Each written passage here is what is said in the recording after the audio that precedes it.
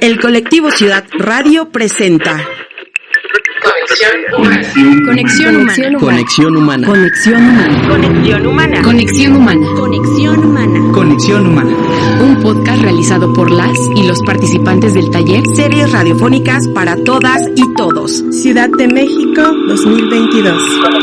Conexión humana. Conexión humana. Saraí y Paola nos ilustrarán en esta interesante sección que tienen preparada para ustedes en Sí Conecta. Hola, ¿qué tal? Gracias por conectarse con nosotras. Yo soy Paola Arenas. Les damos la más cordial bienvenida a su sección Sí Conecta, la sección psicológica de Conexión Humana. Saraí, ¿cómo estás? Muy bien, gracias. Muy emocionada con este primer programa, donde estaremos hablando sobre algunas características de un tema muy controversial y sobre todo muy amplio, como lo es asesinos seriales. Así como también hablaremos de algunas curiosidades que nos ayudarán a comprender un poco más sobre este tema.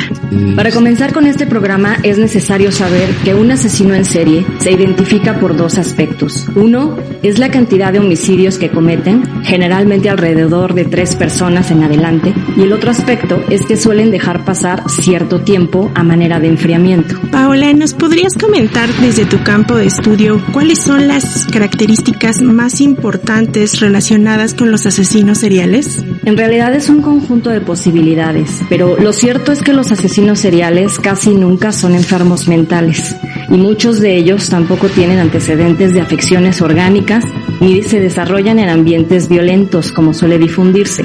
La mayoría tienen una personalidad en extremo narcisista, combinada con características antisociales, esquizoides, psicopáticas y sádicas, y es por eso que no sienten compasión ni responsabilidad de sus actos.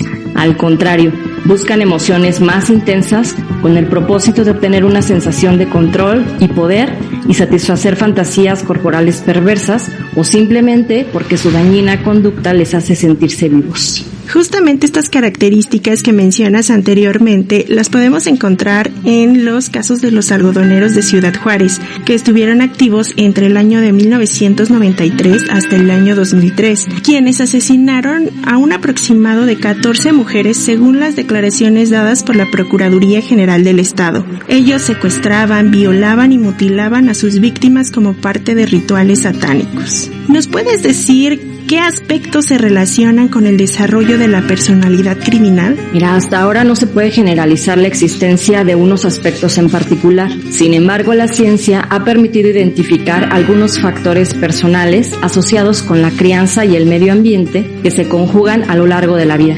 Algunos aspectos son el síndrome de alcoholismo fetal, que refiere al conjunto de trastornos congénitos y de neurodesarrollo de una persona que durante su gestación estuvo expuesta al consumo crónico de alcohol, a veces incluso combinado con otras sustancias nocivas.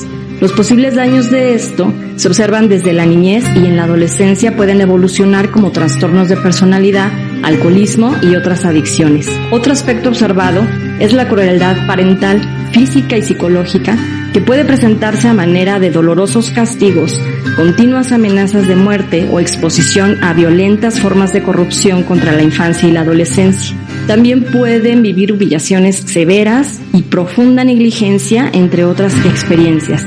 Pero como te dije, muchos de los asesinos seriales no tienen estos antecedentes. Lo que sí es común en ellos es la presencia de maltrato animal, piromanía y enuresis durante la infancia, así como consumo crónico de sustancias nocivas a partir de su adolescencia. Existe un sinnúmero de productos cinematográficos donde se representa la vida de asesinos en serie, algunos basados en hechos reales, algunos otros personajes de ficción que cumplen con las características de las fases del ciclo de los homicidios.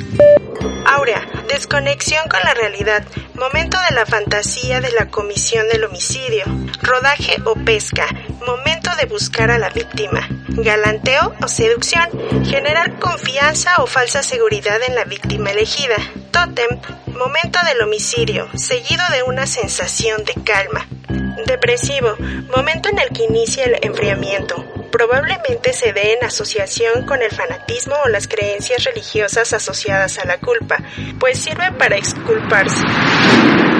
¿Sabías que Francisco Guerrero Pérez, mejor conocido como el Chalequero, fue uno de los primeros asesinos seriales registrados en la historia de México? Se estima que asesinó aproximadamente 20 mujeres entre los años de 1880 y 1888.